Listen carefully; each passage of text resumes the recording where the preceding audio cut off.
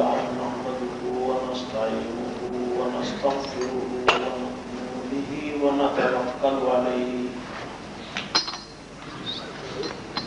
ونعوذ بالله من شرور أنفسنا ومن سيئات أعمالنا من يهده الله فلا مضل له ومن يضلل فلا هادي له ونشهد أن لا إله إلا الله وحده لا شريك له ولا نظير له ولا وزير له ولا مشير له ولا معين له وصل على سيد الرسل وخاتم الأنبياء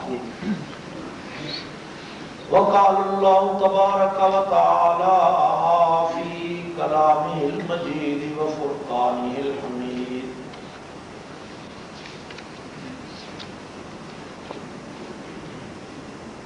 في صحف مكرمة مرفوعة مطهرة بأيدي سفرة كرام بررة وقال النبي صلى الله عليه وسلم أفضل الصحابي كالنجوم بأيهم اقتديتم اهتديتم وقال النبي صلى الله عليه وسلم مروا أبا بكر فليصلي بالناس صدق الله مولانا العظيم وصدق رسوله النبي الكريم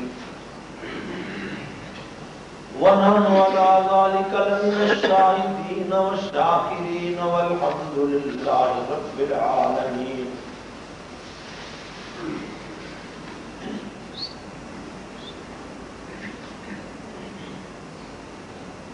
او لاکھوں سلام اس آقا پر بت لاکھوں جس نے توڑ دیے.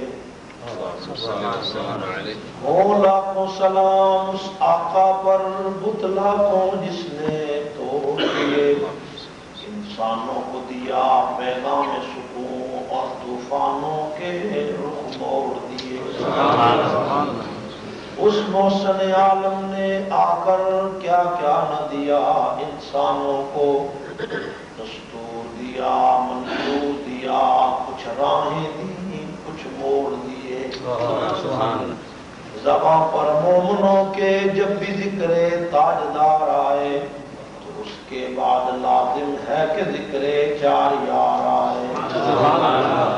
ابو بکر و عمر عثمان و حیدر باغباں جب ہو پھر کیوں کرنا باغ مصطفیٰ میں پھر بہار آئے. میرے واجب احترام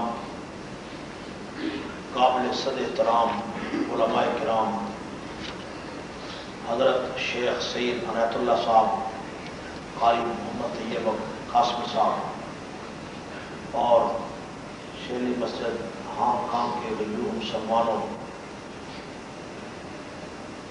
آج ہمارے یہاں ہانگ کانگ کے دورے کو تیسرا دن ہے اور یہ تیسری تقریر شروع ہے.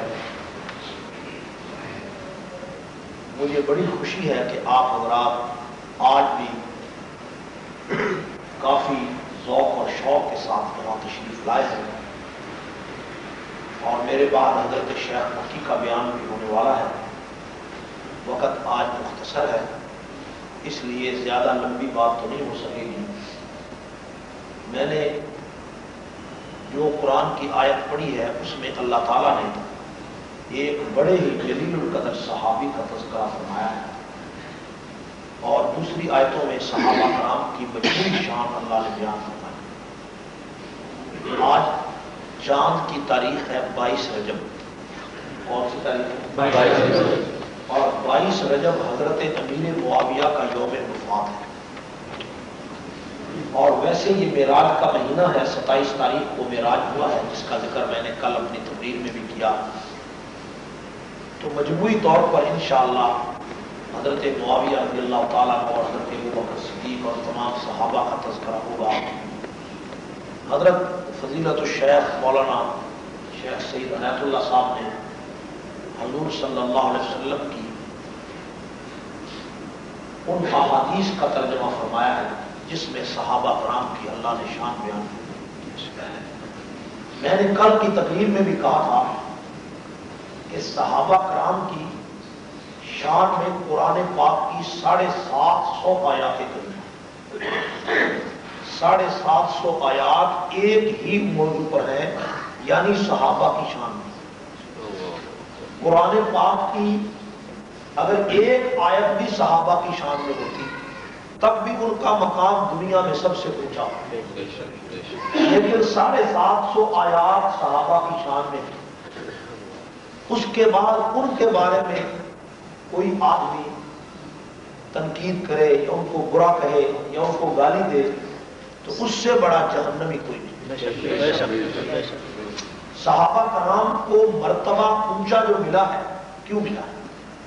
یہ اصل بات ہے قابل غور کہ صحابہ کرام جو تمام دنیا کی امتوں میں سب سے اعلیٰ درجہ رکھتے ہیں نبیوں کے بعد، اس کی اصل وجہ ہے، اگر تو اس کی وجہ یہ ہو کہ وہ مکے اور مدینہ میں آئے تھے تو مکہ مدینہ میں تو آج بھی لوگ موجود ہیں، ان کا درجہ بھی اونچا ہونا چاہیے۔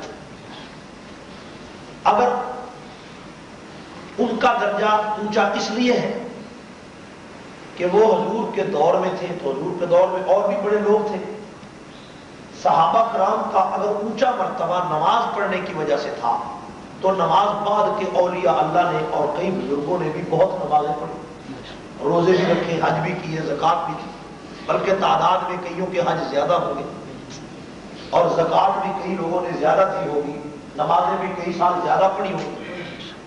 صحابہ کا مرتبہ سب سے اونچا کیوں ہے؟ اس کی وجہ نہ نماز ہے، یہ یاد رکھیں۔ صحابہ کا سب سے اونچا مرتبہ دنیا میں کیوں ہے؟ نبیوں کے بعد صحابہ کا سب سے اونچا مرتبہ نماز کی وجہ سے نہیں، روزے کی وجہ سے نہیں، حج کی وجہ سے نہیں، زکوٰۃ کی وجہ سے نہیں ہے۔ آپ بھی روزے رکھتے ہیں، آپ بھی زکوٰۃ دیتے ہیں، آپ بھی حج کرتے ہیں، تعداد میں آپ کی نمازیں زیادہ بھی ہو سکتی ہیں، کیونکہ کسی صحابی نے 40 سال کی عمر میں کلمہ پڑھا، 60 سال کی عمر میں شہید ہو گیا تو اس نے تو 20 سال نماز پڑھی، آپ میں سے تو کسی نے 70 سال بھی یا 50 سال بھی نماز پڑھی ہوگی، تو تعداد میں تو آپ زیادہ ہو سکتے ہیں۔ ان کا مرتبہ سب سے اونچا کیوں ہے؟ یہ قابل غور بات ہے۔ صحابہ کرام کا اونچا مرتبہ صرف اس لیے ہے کہ صحابہ رسول اللہ کے ساتھی ہیں، صحابہ رسول اللہ کے ساتھی ہیں، بس اور کوئی بات نہیں۔ صحابہ کا اونچا مرتبہ کیوں ہے؟ کہ صحابہ رسول اللہ کے ساتھی ہیں، بس۔ اب اگر صحابہ میں کسی صحابی سے کوئی کوتاہی ہو یا لغزش ہو تو اس لغزش سے اس کا درجہ کم نہیں ہو سکتا، اس لیے کہ درجہ اونچا ہے رفاقت نبوت سے، اور رفاقت باقی ہے تو درجہ بھی باقی ہے۔ کوتاہی ہو گئی تو درجہ کم نہیں ہوگا، اس لیے کہ درجے کا اونچا ہونا پیغمبر کی صحبت کی وجہ سے اور نبی کی رفاقت کی وجہ سے۔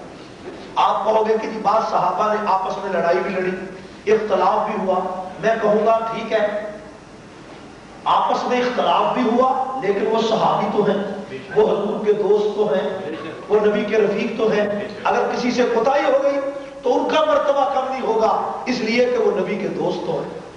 تو مرتبے کا اونچا ہونے کی وجہ رفاقت نبوت کیا ہے؟ نبوت کی رفاقت، نبی کی صحبت ان کو ملی ہے۔ حضور علیہ السلام نے ایسے نہیں فرمایا کہ میرا ایک صحابی اگر جو کی مٹھی خیرات کرے اور تم احد پہاڑ سونے کا خیرات کرو تو صحابی کا درجہ بڑھ جائے گا، اس کی جو کی مٹھی کا ثواب زیادہ ہوگا۔ یہ نہیں کہ اس کی جو کی مٹھی میں کوئی جواہرات لگے ہوئے ہیں، یہ بات نہیں، اس نے جو کی مٹھی اس ہاتھ سے خیرات کی ہے جو ہاتھ رسول اللہ کے ہاتھ میں آتا، اور اس نے جو کی مٹھی اس چہرے سے لی ہے جو چہرہ نبی کے چہرے سے ملا، جو گردن نبی کی گردن سے ملی ہے، جس آنکھ میں پیغمبر کا دیدار کیا، اس لیے ان کا مقام اونچا۔ صحابہ کرام کو تولنے کے لیے، صحابہ کو پرکھنے کے لیے ہمیں کیا کرنا چاہیے؟ تاریخ کی کتاب کو صحابہ کرام کے پرکھنے کے لیے دیکھنا چاہیے یا کسی عام آدمی کی کتاب کو دیکھنا چاہیے؟ تاریخ کی کتاب کو صحابہ کے لیے نہیں دیکھنا چاہیے، یہ بات یاد رکھیں۔ صحابہ کرام کو تولنے کے لیے ہمیں تاریخ کی ضرورت نہیں۔ ایک آدمی کے پاس مشک نافع ہے یا عنبر اور کستوری ہے، اور میں اس سے سوال کروں کہ یہ مشک نافع اور عنبر لے کر کہاں جاتا ہے، تو وہ مجھ سے کہے کہ میں مشک لے کر لکڑی کے ٹال پر تولنے جا رہا ہوں، تو میں کہوں گا کہ آپ نے مشک کی قدر نہیں پہچانی۔ اگر آپ قدر پہچانتے تو کسی جوہری کے پاس جاتے، کسی قدر شناس کے پاس جاتے۔ تو مشک اور عنبر کو تولنے کے لیے اگر لکڑی کے ٹال پر تولا نہیں جا سکتا اور اس کے لیے ایک جوہری کی ضرورت ہے، تو اسی طرح صحابہ کرام کی مثال بھی مشک اور عنبر کی ہے۔ تو جس طرح مشک اور عنبر کو لکڑی کے ٹال پہ نہیں تولا جا سکتا، اسی طرح صحابہ کرام کو بھی تاریخ کے ٹال پر نہیں تولا جا سکتا۔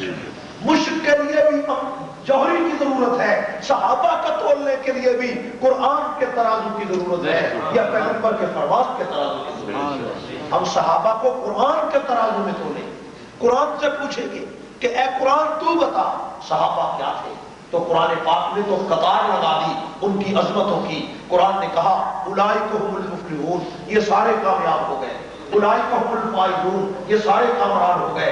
اولئک هم الراشدون، سارے ہدایت والے ہو گئے۔ اولئک هم المؤمنون حقا، یہ پکے سچے مومن ہو گئے۔ اولئک كتب في قلوبهم الایمان، ان کی چمڑی ادھر سکتی ہے، ایمان ان کے دلوں سے نکل نہیں سکتا۔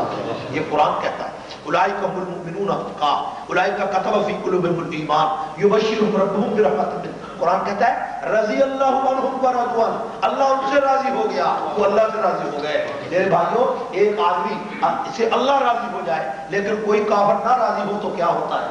تو اللہ راضی ہو گیا، چوڑا راضی نہیں ہوا، اللہ راضی ہو گیا، کافر نہیں راضی ہوا، اللہ راضی ہو گیا، صحابہ کا دشمن نہیں راضی ہوا، کیا فرق پڑتا ہے؟ 1400 سال پہلے صحابہ کی رضا کا اعلان عرش پہ پروردگار نے کر دیا، اور اعلان اپنے قرآن میں کیا، عام کتاب پہ نہیں کیا، قرآن میں کر کے کیا کہا کہ میں ان سے راضی، یہ مجھ سے راضی۔ صحابہ دشمنوں کا گروہ کہتا ہے کہ 3 آدمی مسلمان تھے صحابہ میں، 3 یا 4 باقی کو سارے کافر تھے۔ لیکن قرآن کیا کہتا ہے؟ قرآن کہتا ہے کنتم خیر امت، اے صحابیوں تم روئے زمین کی سب سے بہترین جماعت ہو، روئے زمین کی سب سے بہترین امت ہو۔ امت 3 آدمی کو نہیں کہتے، امت 3 آدمی کو، امت تو جماعت کو کہتے، اور قرآن سارے صحابہ کو کہتا ہے کہ تم سب سے بہترین ہو۔ اور قرآن نے کیا بات کہی؟ اذا جاء نصر اللہ، جب اللہ کی مدد آ چکی، ورأیت الناس، اور پیغمبر تو نے دیکھ لیا لوگوں کو کہ یدخلون فی دین اللہ افواجا، دین میں فوجیں داخل ہو رہی ہیں، دین میں لشکر داخل ہو رہے ہیں، دین میں جماعتیں داخل ہو رہی ہیں۔ لشکر 3 آدمیوں کو کہتے، تو قرآن تو کہہ رہا ہے اسلام میں لشکر آئے، اسلام میں فوجیں آئی، اسلام میں گروہ آئے، اسلام میں جماعتیں آئیں۔ اب کوئی آدمی کہے کہ 3 مسلمان تھے سارے کافر تھے، تو اس کے کفر میں کوئی شک نہیں۔ جو آدمی صحابہ کو کافر کہتا ہے اس کے کفر میں کوئی شک نہیں۔ میرے بھائیوں، صحابہ کے ایمان کا اعلان اللہ قرآن میں کر چکے۔ جنگ بدر میں ایک عجیب واقعہ پیش آیا۔ میرے بھائیوں، یہ جنگ بدر وہ جنگ ہے جس کے بارے میں حفیظ جلندری نے کہا یہ پہلا جیش تھا دنیا میں افواج الہی کا، جسے اعلان کرنا تھا خدا کی بادشاہی کا۔ یہ لشکر ساری دنیا سے انوکھا تھا، نرالا تھا کہ اس لشکر کا افسر ایک کالی کملی والا تھا۔ یہ وہ لشکر تھا، یہ وہ لشکر تھا جنگ بدر کا، کہ اس میں 313 جب حضور علیہ السلام بدر کے میدان میں گئے تو آپ کا خیمہ پہاڑ کے اوپر لگایا گیا۔ آپ نے فرمایا سب صحابہ نیچے جائیں اور میں پہاڑ کے اوپر پورے میدان کا منظر دیکھتا ہوں۔ 16 رمضان المبارک تھی، گرمیوں کا موسم تھا، اگلے دن 17 تھی، 17 کو رمضان المبارک کی 17 کو جنگ بدر کا آغاز ہوا۔ تو حضور علیہ السلام اس خیمے میں گئے اور فرمایا حضرت سعد کو، حضرت سعد ابن ابی وقاص رضی اللہ تعالیٰ عنہ حضور کے چوکیدار تھے۔ آپ نے فرمایا میرے خیمے میں بغیر ابو بکر کے کوئی نہیں آ سکتا، ابو بکر بغیر اجازت کے آ سکتا ہے۔ تو حضور علیہ السلام خیمے میں تشریف لے گئے۔ نماز عشاء کے بعد حضور نے نماز ادا فرمائی۔ صدیق اکبر فرماتے ہیں کہ میں خیمے میں داخل ہونے لگا تو میں نے دیکھا حضور نماز میں تھے۔ فرمایا کچھ دیر کے بعد میں پھر آیا تو میں نے دیکھا حضور سجدے میں تھے. فرمایا میں آدھی رات کے وقت آیا تو میں نے دیکھا حضور پھر سجدے میں ہے. فرمایا میں تہجد کے وقت آیا تو میں نے دیکھا حضور پھر سجدے میں ہے. تو ساری رات نبی سجدے میں ہے. میرے پاؤں کے نیچے سے زمین نکل گئی کہ کہیں روح کف سے انصری سے پرواز نہ کر گئی ہو, پیغمبر دنیا سے رخصت نہ ہو گئے ہو, اتنا وقت سجدے میں ہے. فرمایا چاند کی چاندنی تھی, میں قریب ہو گیا کہ رسول اللہ کو دیکھوں کہ پیغمبر سجدے میں کیا کہتے ہیں. جب میں قریب ہوا تو مجھے محسوس ہوا کہ اللہ کا رسول اللہ کے دروازے پر رو رہا تھا اور پیغمبر سجدے میں سر رکھ کے اللہ کے دروازے پر ہاتھ اٹھا کر رو رہے ہیں. اور فرمایا میں نے قریب ہو کر اپنا کان نبی کے زبان کے ساتھ لگایا, منہ مبارک کے ساتھ لگانا چاہا تو میں نے کیا دیکھا کہ پیغمبر اتنا روئے ہیں کہ نبی کی پگڑی اتر کر زمین پر گر گئی ہے. پیغمبر کی زلفیں ان پتھروں پہ پڑی ہوئی ہیں اور پیغمبر کے آنسوؤں سے وہ پتھر جذب ہو چکے ہیں اور تر ہو چکے ہیں. پیغمبر علیہ السلام نے یوں ہاتھ اٹھا رکھے ہیں اور ایک ہی لفظ نبی کی زبان پر ہے. آنکھ کان کے مسلمانوں, یہ لفظ آپ کو سنانا چاہتا ہوں جس کے لیے میں نے یہ واقعہ شروع کیا ہے. ایک ہی لفظ میرے پیغمبر نے فرمایا اور بار بار ایک لفظ فرماتے ہیں. توجہ کیجئے, اس لفظ سے صحابہ کی شان آپ کو معلوم ہوگی. حضور نے سجدے میں سر رکھ کے, پتھروں پہ سر رکھ کے, دنیا کے سردار نے, وہ سر جو معراج کی رات عرش پر پہنچا تھا, وہ سر آج پتھر پہ پڑا تھا, آج سنگریزوں پہ پڑا تھا, اس کی آنکھوں سے آنسو جاری تھے اور حضور نے یوں ہاتھ اٹھا رکھے تھے اور ہاتھ اٹھا کر فرمایا اللہم, اے اللہ, ان تہلک ہذہ العصابہ لا توبت فی الارض. اے اللہ اگر آج تو نے ان صحابہ کو, یہ جو میرے صحابہ, کون یہ صحابہ میری کمائی ہے, یہ صحابہ میری پونجی ہے, یہ صحابہ میری متاع حیات ہے. اے اللہ ان صحابہ کو, عصابہ عصب سے ہے, اس کا معنی جتھا اور گروہ. فرمایا اگر اس میرے قافلے کو, ان 313 صحابہ کو آج تو نے ہلاک کر ڈالا, لا توبت فی الارض, زمین پر تیرا نام لینے والا کوئی نہیں ہوگا, زمین پر تیری پوجا کرنے والا کوئی نہیں ہوگا, زمین پر تیری پرستش نہیں ہوگی. تو کیا لفظ فرمائے, اگر تو نے اے اللہ اپنی عبادت کرانی ہے, اپنے آپ کو پجوانا ہے اور اپنی عبادت کرانی ہے تو اے اللہ صحابہ کو باقی رکھ. ان تہلک ہذہ العصابہ لا توبت فی الارض, اگر ان صحابہ کو آج تو نے ہلاک کر ڈالا, لا توبت فی الارض, اس دھرتی پہ تیرا نام نہیں ہوگا, اس دھرتی پہ تیری توحید نہیں ہوگی, تیری رسالت نہیں ہوگی. یہاں حضور نے یہ نہیں فرمایا کہ اے اللہ اگر تو نے مجھے ہلاک کر ڈالا تو تیرا دین نہیں رہے گا, بلکہ فرمایا اگر تو نے ابو بکر کو ہلاک کر ڈالا, عمر کو ہلاک کر ڈالا, عثمان کو ہلاک کر ڈالا, علی کو ہلاک کر ڈالا, اگر تو نے سلمان فارسی اور بلال کو ہلاک کر ڈالا, لا توبت فی الارض, زمین پہ تیری پوجا نہیں ہوگی. معلوم ہوا کہ صحابہ باقی ہے تو توحید باقی ہے, صحابہ باقی ہے تو قرآن باقی ہے, صحابہ باقی ہے تو شریعت باقی ہے, صحابہ باقی ہے تو دین باقی ہے. صحابہ باقی نہ ہو نہ قرآن بچتا ہے نہ ایمان بچتا ہے. نعرہ تکبیر, نعرہ صحابہ, خلافت راشدہ. صحابہ کی بقا اسلام کی بقا ہے. اور ان صحابہ میں ایک صحابی حضرت امیر معاویہ, سب کو رضی اللہ تعالیٰ, حضرت امیر معاویہ رضی اللہ تعالیٰ عنہ کا حضرت علی رضی اللہ تعالیٰ عنہ سے قاتلان عثمان کا بدلہ لینے کے لیے اختلاف ہوا, آپس کا اختلاف. وہ اختلاف حضرت علی سے نہیں تھا, وہ قاتلان عثمان سے تھا. اس میں جنگ بھی ہوئی, اس میں لوگ مارے بھی گئے, لیکن اس جنگ کے بعد صلح ہو گئی. اور صلح ہی کی وجہ سے کہ حضرت علی کی شہادت کے بعد حضرت حسن نے امیر معاویہ کے ہاتھ پر بیعت کر لی اور حضرت حسن نے بھی بیعت کی اور حضور کا وہ فرمان سچا ہو گیا. حضور نے حضرت حسن کے بارے میں فرمایا ان ابنی ھذا سید, یہ میرا بیٹا حسن سردار ہے, لعل اللہ ان یصلح بین فئتین عظیمتین من المسلمین, میں کہتا ہوں کہ مسلمانوں کی دو جماعتیں اس حسن کی وجہ سے متحد ہو جائیں. حضرت علی کا گروہ اور امیر معاویہ کا گروہ متحد ہو گیا حضرت حسن کی وجہ سے. اور امیر معاویہ رضی اللہ تعالیٰ عنہ پیغمبر کے بڑے جلیل القدر صحابی تھے. حضرت معاویہ کوئی معمولی آدمی نہیں تھے, سردار مکہ ابو سفیان کے لڑکے تھے اور بہت بڑا اعزاز تھا میرے بھائیوں. اور بخاری شریف میں آتا ہے کہ امیر معاویہ کاتب وحی تھے. امیر معاویہ کیا تھے؟ کاتب وحی. انہوں نے قرآن لکھا تھا. اور کاتب وحی حضرت عثمان غنی بھی تھے اور امیر معاویہ بھی تھے. امیر معاویہ کاتبان وحی میں 6 نمبر پر تھے. اور حضور علیہ السلام کا قرآن جن صحابہ نے لکھا ان کی تعداد صحابہ 13 ہیں. کتنی ہیں؟ 13 صحابہ نے قرآن لکھا. 13 میں چھٹا نمبر امیر معاویہ کا ہے. اور قرآن پاک میں ان کاتبان وحی کا ذکر اس آیت میں ہے جو میں نے پڑھی ہے. قرآن پاک کہتا ہے کہ فی صحف مکرمۃ. توجہ کیجیے, قرآن کہتا ہے فی صحف, کہ قرآن کے صفحات مکرمۃ بڑے عزت والے ہیں, مرفوعات مطہرات بڑے بلندی اور پاکیزگی والے ہیں. اور آگے کیا فرمایا؟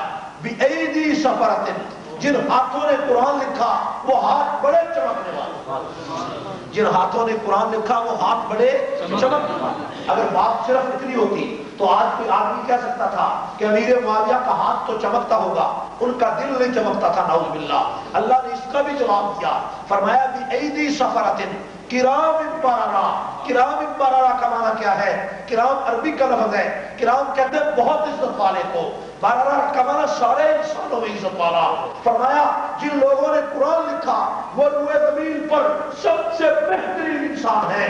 تو اللہ کا قرآن امیر معاویہ اور باقی 12 کاتبان وحی کو روئے زمین کا بہترین انسان کہتا ہے. تو جب قرآن نے ایک آدمی کو بہترین انسان کہا, ساری دنیا کی تاریخیں اگر اس کے خلاف لکھنے لگ جائیں تو ان تاریخوں کو ردی کی ٹوکری میں پھینک دیں گے اور اللہ کے قرآن کو سینے سے لگا دیں گے. امیر معاویہ رضی اللہ تعالیٰ عنہ کے بارے میں حضور علیہ السلام کی 12 احادیث ہیں. کتنی احادیث ہیں؟ 12 حدیثیں. حضور نے فرمایا اول جیش یغزو البحر فقط اوجبوا, میری امت میں پہلا لشکر جو سمندروں میں اسلام کی جنگ لڑے گا اس پر جنت واجب ہو چکی ہے. اور سمندروں میں اسلام کا لشکر اتارنے والا معاویہ بن ابو سفیان ہے. میرے بھائیوں, حضور نے فرمایا اللہم اجعل معاویہ ہادی مہدیہ, اے اللہ معاویہ کو ہادی بھی بنا مہدی بھی بنا. حضور نے فرمایا اللہم علمہ الکتاب والحساب وقی العذاب, اے اللہ معاویہ کو کتاب بھی سکھا, حساب بھی سکھا اور دوزخ کے عذاب سے بچا لے. حضور نے فرمایا اہلم من امتی معاویہ, میری امت کا سب سے بڑا حوصلے والا معاویہ بن ابو سفیان. حضور نے فرمایا یبعث اللہ معاویہ یوم القیامت وعلیہ رداء من نور الایمان, معاویہ قیامت کے دن اس حال میں اللہ کی عدالت میں آئے گا کہ اس کے چہرے پر نور ایمان کی چادر ہو. یہ حضور کا فرمان. حضرت معاویہ کی سکی چھوٹی بہن رملہ ام حبیبہ حضور علیہ السلام کی زوجہ محترمہ ہے, امت کی ماں ہے, پیغمبر کی بیوی ام حبیبہ ہے. اور حضرت معاویہ ایک مرتبہ مدینہ منورہ میں اپنی بہن ام حبیبہ کے گھر گئے. حضور کا گھر تھا تو ام حبیبہ گھر میں موجود ہے, رسول اللہ گھر میں نہیں تھے. تو حضرت ام حبیبہ نے فرمایا بھائی تم بڑے سفر کے بعد آئے ہو, میں تمہارے سر پر تیل لگاتی ہوں تاکہ تمہاری تھکاوٹ دور ہو جائے. اب بہن بھائی کے سر پہ تیل لگا رہی ہے. امیر معاویہ ان کے بڑے بھائی تھے تو اوپر سے حضور آ گئے. حضور علیہ السلام نے پوچھا ام حبیبہ کیا کرتی ہے؟ فرمایا امیر معاویہ میرا بھائی ہے اور مجھے بھائی سے بڑی محبت ہے. حضور نے کیا جواب میں فرمایا؟ پیغمبر نے فرمایا فإن اللہ ورسولہ یحبانہ, اے ام حبیبہ تو اکیلی معاویہ سے محبت نہیں کرتی, اللہ اور اس کا رسول بھی معاویہ سے محبت کرتا.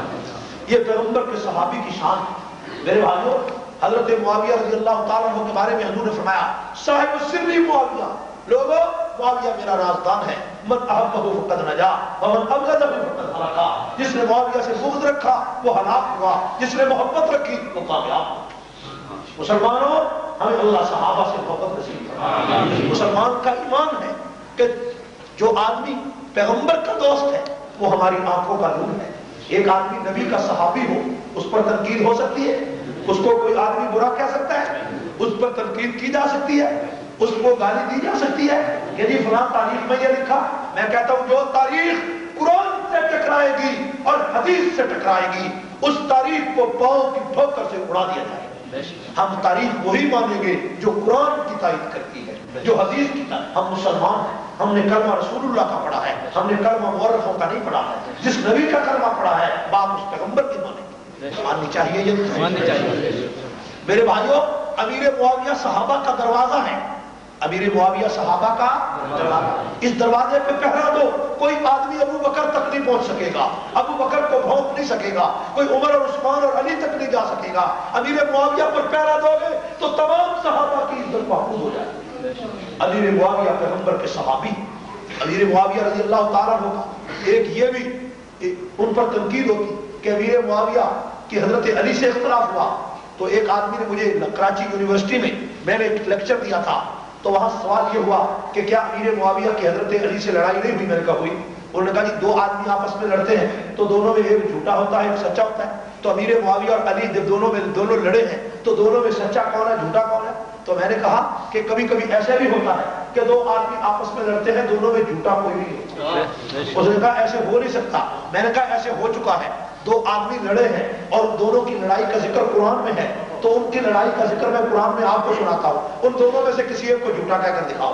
اگر تم ان دونوں میں سے کسی ایک کو جھوٹا کہہ دو گے تو امیر معاویہ اور علی میں سے بھی میں کسی ایک کو جھوٹا کہہ دوں گا۔ میں نے کہا دیکھو موسیٰ علیہ السلام طور پہاڑ پر جانے لگے تو اپنے بھائی ہارون علیہ السلام سے کہا کہ دیکھنا قوم بچڑے کو پوجنے میں لگ جائے۔ موسیٰ واپس آئے تو قوم بچڑے کو پوج رہی تھی، تو موسیٰ علیہ السلام نے آتے ہی حضرت ہارون کی داڑھی پکڑ لی اور ان کو بازار میں گھسیٹنا شروع کر دیا۔ وہ داڑھی چھڑا رہے ہیں، دونوں بھائیوں کا اختلاف ہو گیا، لڑائی ہو گئی، اور اس کا ذکر اللہ کے قرآن نے کیا۔ قرآن نے کہا کہ حضرت ہارون علیہ السلام کی موسیٰ علیہ السلام نے داڑھی پکڑی تو حضرت ہارون نے رو کر کہا یا ابن امہ لا تأخذ بلحیتی ولا براسی، اے میرے ماں جائے بھائی میری داڑھی نہ پکڑو، میرے بالوں کو نہ گھسیٹو۔ میں نے کہا دیکھو دو آدمی آپس میں لڑ رہے ہیں، ان دونوں میں سے کسی ایک کو جھوٹا کہہ کر دکھاؤ۔ اس نے کہا کہ یہ تو دونوں سچے تھے، دونوں نبی تھے۔ میں نے کہا اگر دو نبی سچے تھے اور وہ لڑ کر سچے ہیں تو دو امتی بھی لڑ کر سچے ہیں۔ اس نے کہا دونوں کو غلط فہمی ہو گئی تھی۔ میں نے کہا اگر نبی کو غلط فہمی ہو سکتی ہے تو امتی کو بھی غلط فہمی ہو سکتی ہے۔ اگر علی اور اگر موسیٰ اور ہارون لڑ کر سچے ہیں تو معاویہ اور علی بھی لڑ کر سچے ہیں۔ اور لڑائی کی سچائی کی سب سے بڑی دلیل ہے کہ حضرت علی کی شہادت کے بعد حضرت حسن نے حضرت معاویہ سے صلح کی یا نہیں کی؟ ان کے ہاتھ پر بیعت کی یا نہیں کی؟ تو بیٹا تو صلح کر رہا ہے باپ کے لڑنے والے سے، اور آج تک اگر کوئی آدمی صلح نہ کرے تو اس سے بڑا بے ایمان کون ہے؟ تو جس سے لڑائی ہو رہی ہے اس کا بیٹا تو صلح کر رہا ہے، اور آج تک کوئی آدمی صلح نہ کرے اس سے بڑا بے ایمان کون؟ اور ایک اعتراض اور ہوتا کہ امیر معاویہ رضی اللہ تعالی کے بیٹے کا نام یزید ہے اور امیر معاویہ نے اپنے دور میں انہیں ولی عہد بنایا، یہ اعتراض ہے یا نہیں؟ اس کا جواب سماعت فرمائیں۔ ہم یزید کے مکلف نہیں ہیں، ہم یزید کے مکلف کیوں کہ یزید کا معاملہ اللہ کے سپرد ہے۔ حضرت معاویہ صحابی پہ اکبر ہے اور صحابی کی وکالت کرنا ہماری ذمہ داری ہے۔ اور اب سوال ہے کہ حضرت معاویہ نے یزید کو نامزد کیوں کیا؟ اس کی بات یاد رکھیں، یزید کی جتنی بھی بدنامی ہے یہ بدنامی کربلا کے واقعہ کی وجہ سے، کس واقعہ کی وجہ سے؟ کہ یزید کے دور میں پیغمبر کے نواسے شہید، کوئی بکری نہیں مری کہ یزید پر ذمہ داری نہ ہو، یزید پر براہ راست ذمہ داری ہے نواسے رسول کی شہادت کی۔ لیکن حضرت معاویہ نے جب اس کو نامزد کیا تھا اس وقت تو کربلا کا واقعہ پیش نہیں آیا تھا، اور نہ امیر معاویہ کو علم غیب تھا کہ بعد میں یہ واقعہ پیش آئے گا۔ اس لیے امیر معاویہ نے اس کو اس لیے بنایا کہ یزید اس سے پہلے کئی بڑی بڑی جنگوں میں سپہ سالار بن چکا تھا، اور حضرت حسن حسین اس کی فوج میں بطور سپاہی کے شامل ہو چکے تھے، اور یزید کی وجہ سے انہوں نے سوچا کہ کئی جنگوں میں تو اس نے کامیابی حاصل کی ہے، اب حکومت میں بھی شاید یہ کامیاب ہو جائے، تو نیک نیتی سے انہوں نے کیا۔ اب اس کا نتیجہ بعد میں صحیح نہیں نکلا تو اس کی ذمہ داری امیر معاویہ پر نہیں ہے۔ امیر معاویہ صحابی ہے اور صحابی پر بدنیتی کا شمار نہیں کیا جا سکتا کہ انہوں نے بدنیتی کے ساتھ یہ کام کیا ہو۔ اس لیے مسلمان کا فرض ہے کہ جو رسول اللہ کا صحابی ہو اس کو نیک نیت سمجھے اور اس کو بدخیانت نہ سمجھے۔ ٹھیک ہے، باقی رہا یزید کا معاملہ، تو یزید کا معاملہ اللہ کے سپرد ہے۔ میں کہوں گا کہ حضرت حسین کی شہادت کی ذمہ داری سے یزید کو بری نہیں کیا جا سکتا، یزید قیامت کے دن مجرم کی حیثیت سے ہوگا۔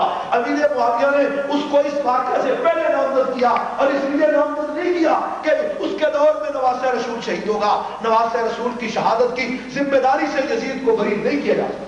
ہم تو مکلف ہیں صحابی کی، امیر معاویہ صحابی ہیں، اور صحابہ کے بارے میں 750 قرآن کی آیتیں کہتی ہیں کہ وہ سارے صحابہ جنتی تھے، سارے صحابہ نیک نیت تھے، سارے صحابہ اسلام کے علم بردار تھے۔ یہ بات ماننی چاہیے یا نہیں چاہیے؟ صحابی رسول کی وکالت ہمیں کرنی چاہیے یا نہیں چاہیے؟ کوئی صحابی بدنیت ہو سکتا ہے؟ اور پھر جس کے بارے میں حضور فرمائے فَإِنَّ اللَّهَ وَرَسُولَهُ يُحِبَّانِهِ، اللہ اور اس کا رسول بھی معاویہ سے محبت کرتے ہیں۔